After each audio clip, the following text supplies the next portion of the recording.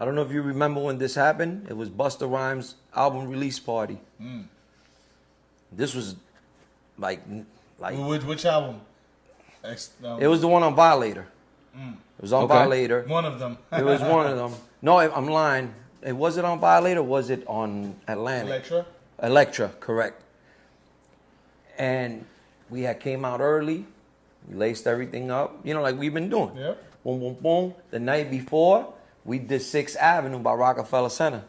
That's By the time my man got to the top, right, of like 50-something Street. Y'all making me look like trash. Yep. So the next day, we that's playing while he's saying so it. They got us, right? Yeah, serious out there. They got us on 6th Avenue. So the next day, for the album release, we came and lit that shit from the West Side Highway all the way back to MTV TRL. Yeah. And when the whole square block, like the whole 6th Avenue, 4 avenues. And when they showed up, they knew. Bro, they attacked us. Straight attacked us. Came at the street team guys, was trying to break the windows on the truck. I had the Tony Touch truck at the time. Guys, this is what it was like promoting records in the music industry in the 90s. What the fuck I don't know what happened.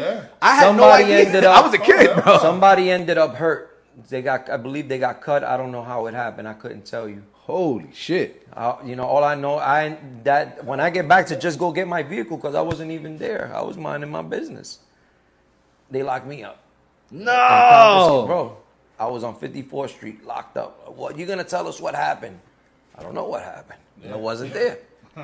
But your vehicle was there. Somebody must have opened it. Right. But it was that bad. Yeah.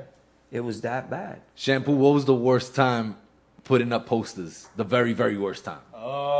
Being on like I'm not talking about I'm talking about weather. I'm talking about on cold like wild New York shit. nights on the West Side Highway. Yeah, that's what I'm saying. Being not even in New York, being on the road, because this is when I realized where it wasn't like it wasn't love. It was just business, right? Just to give you an example, right? We were about to go on tour, Def Jam tour.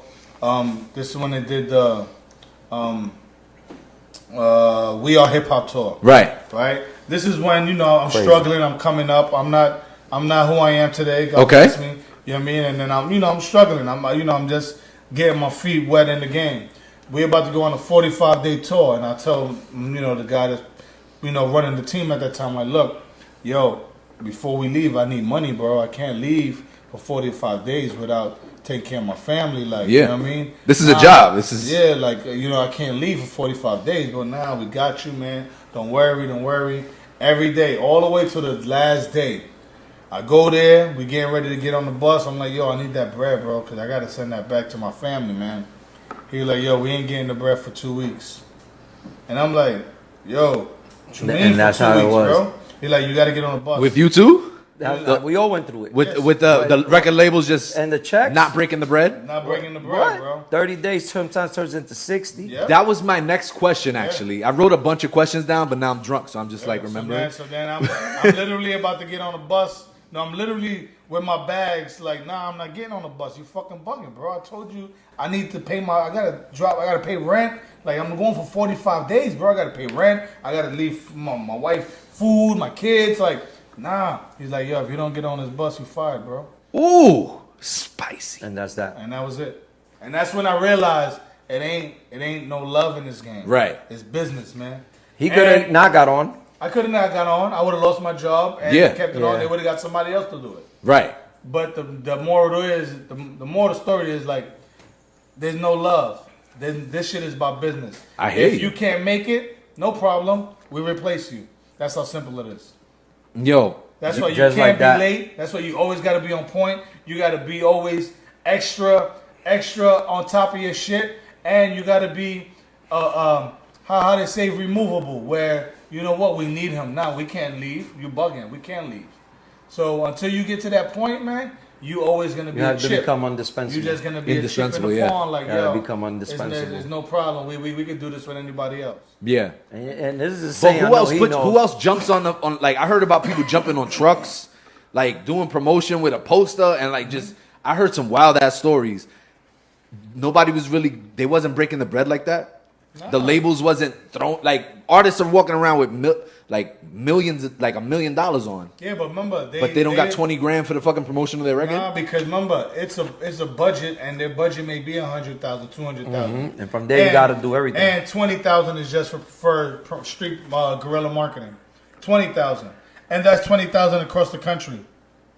So you figure exactly. So if this artist ain't budgets got bigger, national. Budgets got smaller, but they got smaller. Right. They got bigger. They got smaller. Yeah. At one time, I had about 35,000 a month to play with. Yeah. And then it goes back down to 20. So now what happens? Smaller markets get cut. Now you back down to your main 10, 15 markets, just so they could eat a little more. Yeah. You know what I mean? Because you only got the 20. How do you save money on these events on the road? You don't know everybody in Tulsa, Oklahoma. You don't got connections there usually. I mean, I'm just thinking. You actually create relationships. Right. That's part of what we do. Like you gotta create. You work in a record nationally. You gotta create relationships, especially in the markets where that record is bubbling. Yeah. So obviously, you may not know anybody in Tulsa, Oklahoma right now, but if you got an artist that his core audience is in Tulsa, Oklahoma, tomorrow you better be on that phone calling Tulsa, Oklahoma, and getting to know the DJs on every station, and the hot DJs at the club, and the hot DJs at the street, and what are the hottest retailers, and what are the hottest gambling spots. Like, you need to know that if you're going to promote that artist there. Yep. And that's why they have reps in every market. So we hire the motherfucker that knows everything that's shaking in that market.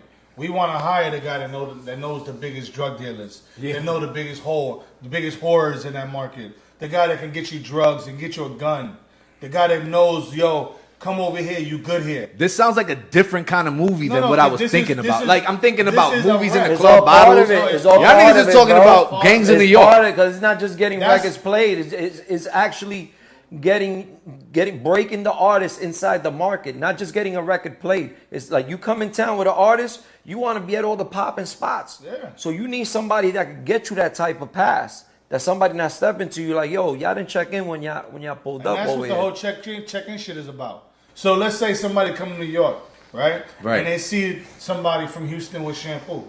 They know Shampoo is a credible guy in New York City. Yeah, you fucking with a credible dude in New York. You good. Right. You know what I mean? So Shampoo checks in with other niggas like, yo, I'm going to Brooklyn. Yo, I got this new artist. I want to bring him through. I want you to fuck with him. All right, cool. So I know who to tap that artist in with where he's good and he can move around in the city good. And he's connecting with artists to make his brand bigger. So you need the rep that knows who the power players on both sides of the fence are.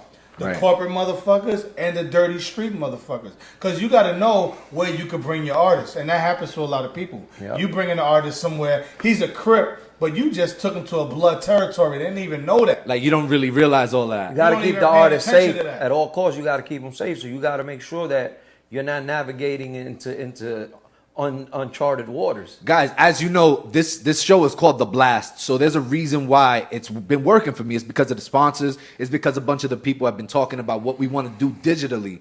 So Nino's AQ, it's a spot in Astoria, Queens. Really dope Italian restaurant. They're giving away $100 right now to their establishment. And Christy Guerra, she just won, and I know her. Christy. She lives in Astoria. Christy, shout out she to lives Christy. right there. Right there. So, like, I'm talking about Christy, 10 seconds away. It's crazy what we built. It's crazy that COVID had to do this so that I could put all this shit together.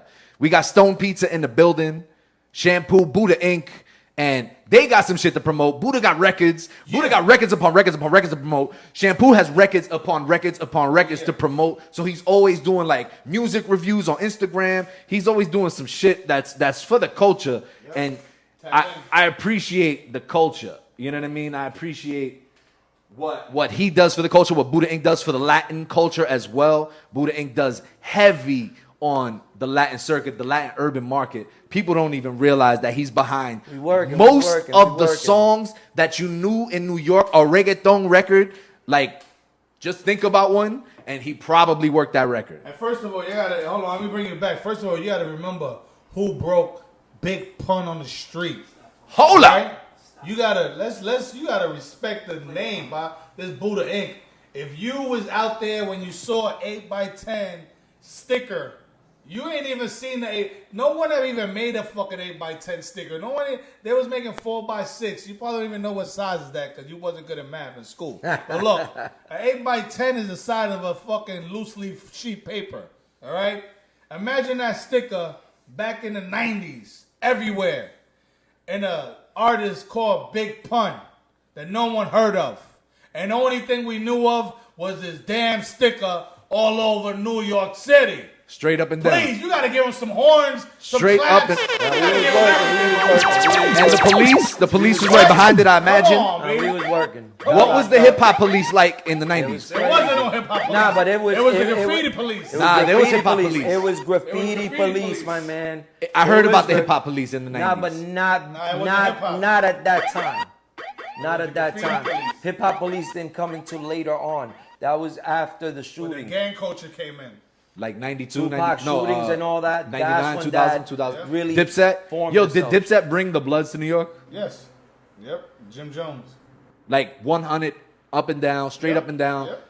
He is the reason why people wear red in New York. Yep. And then he's one not in any other city. He's one of the guys. Because there's a couple guys. I don't remember any artists from New York. He's one of the guys that made it mainstream.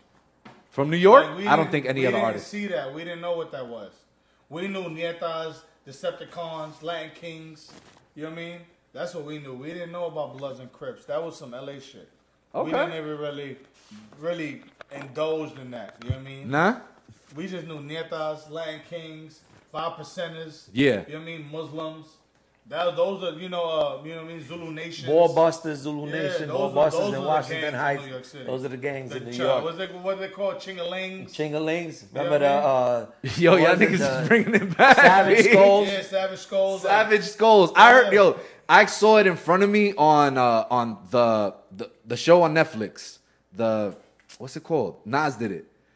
The breakdance show. The Get Down. Oh yeah. Did y'all see the Get Down in detail? Like, did you really watch it? Yeah. I watched it, but I just don't remember. But that was when the dude with the afro with the. I thought I thought that's what was actually happening. I got on like an Instagram live with Kool Herc. He was talking, and Kool Herc was like, "Yo, that shit wasn't like that. They telling fairy tales. Like that shit was nothing like that." He was just blasting it from his Instagram live, and I thought that's what's in front of me. So I don't know what's going on in the 80s. You know, you want real 80s culture? Go watch Wild Style. Go watch B Street. Yeah, go I've watch seen them. Crush Groove. Even breaking for the West Coast, just to get the West Coast perspective of it. But for New York, if you watch B Street, Wild Style, and Crush Groove, and those were filmed on location in New York streets. So and you got to make sure you watch The Last Dragon. Yeah, I saw The Last Dragon. Don't forget Bruce Leroy. Don't forget Bruce Leroy. That taught you hip hop and karate